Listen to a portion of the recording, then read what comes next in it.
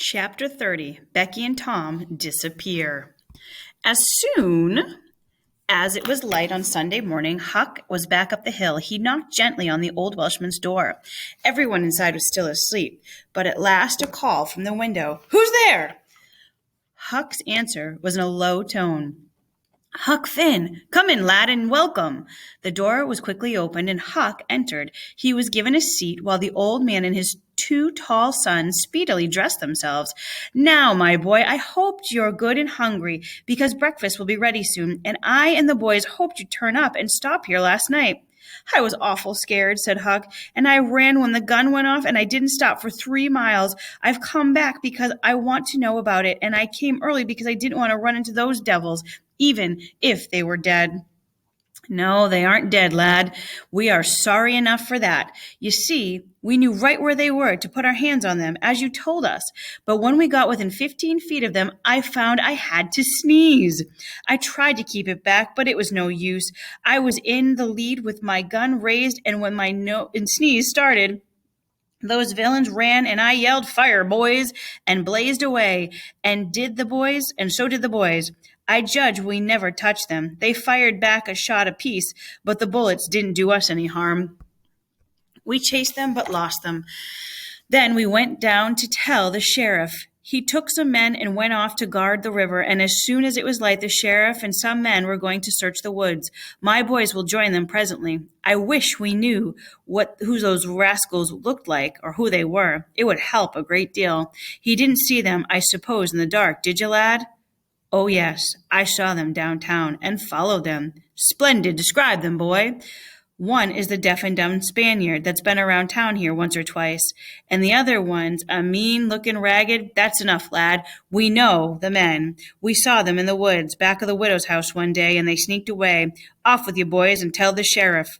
The Welshman's son departed at once, and as they were leaving, Huck sprang up and exclaimed, "Oh, please don't tell anybody it was me that told. Please, please don't."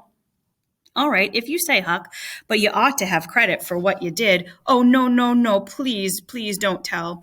When the young men were gone, the old Welshman said, "They won't tell, and I won't. But you don't know.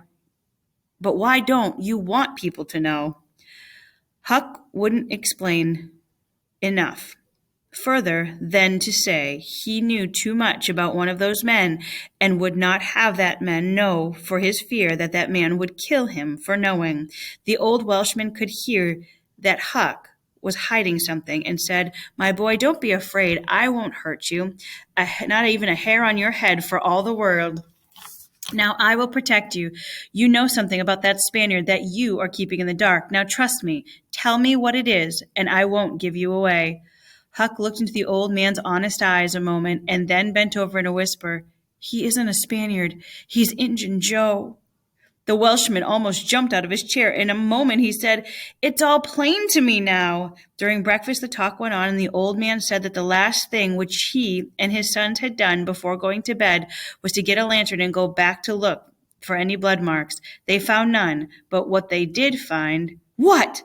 Lightning could not have leapt faster than Huck, asking, had the Welshman and his son found the treasure? "Robbers' tools. Why, what's the matter with you, boy?" Huck sank back, grateful.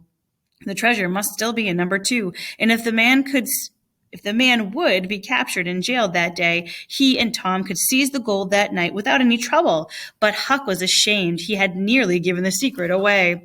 Just as breakfast was completed, there was a knock at the door, and Huck jumped to hide. It was the widow Douglas and several others who had heard the news. The Welshman told the story to the visitors, and the widow said she was grateful. "Don't say a word about it, madam," said the Welshman. "There's another you should be more thankful to than me and my boys, but he won't allow me to tell his name. We wouldn't have been there if it hadn't been for him."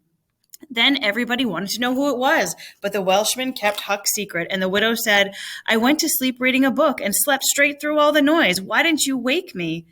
We judged it wasn't worthwhile. We know those fellers weren't looking likely to come back. And what was the point of waking you up and scaring you half to death? 3 men stood guard at your house all the rest of the night. More visitors came, and the story was told and retold many times, and Huck at last began to be so tired he went to sleep in a bed provided by the Welshman and slept through the rest of the day and all that night.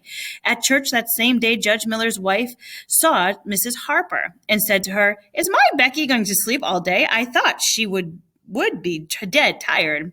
"Becky?" "Yes," Mrs. Thatcher said. "Didn't she stay with you last night?" "Why, no." Mrs. Thatcher turned pale and sank into her seat just as Aunt Polly came up and said, "Good morning, Mrs. Thatcher. Good morning, Mrs. Harper. I've got a boy that didn't turn up. He turned up missing last night. But I suppose Tom stayed with one of you last night?" Mrs. Thatcher shook her head and turned paler than ever. "He didn't stay with us," said Mrs. Harper.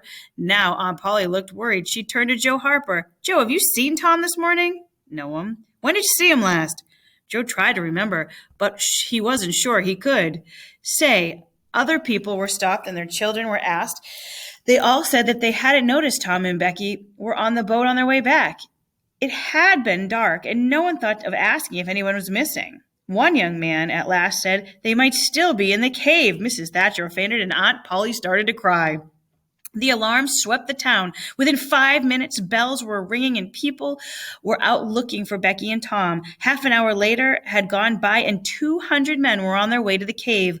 All the long afternoon, the village seemed empty and dead while the people searched all night long, and the town waited for news, but none came. The old Welshman had joined the search too. He came home toward daylight, almost worn out, and found Tom still in bed sick with a fever and out of his head. The doctors were at the cave, so the widow Douglas came down to look after Huck. The search in the cave went on early into the afternoon, and the parties of tired men came back to the village, but the strongest men continued searching. In one place, they found on the cave wall the names of Becky and Tom were traced. Near that place, a bit of Becky's hair ribbon was discovered, but the children could not be found. 3 dreadful days and nights dragged by. The village sank into hopeless fear. It cared for nothing. Even the closing of the tavern with number 2 meant nothing to the town. Huck got well enough to ask if anything had been discovered in the tavern when he's been ill. "Yes," said the widow. Huck sat up in bed. What was it?" "Liquor. And the place has been shut up. Lie down, child. What a scare you gave me." "Only tell me just one thing, please. Was it Tom Sawyer that found it?" The widow burst into tears. "Hush, hush, child," she said. "Hush. I've told you before you must not talk. You are very, very sick." Huck knew about the whiskey. But why hadn't she mentioned the gold? Maybe the treasure was gone forever. But what could she be crying about? Huck didn't understand. He was still too weak to think things through and fell asleep. The widow said to herself, There. He's asleep, poor boy. Tom Sawyer find it? It's a pity, but somebody could find Tom Sawyer. There are not many left now that got hope enough or strength enough either to keep searching."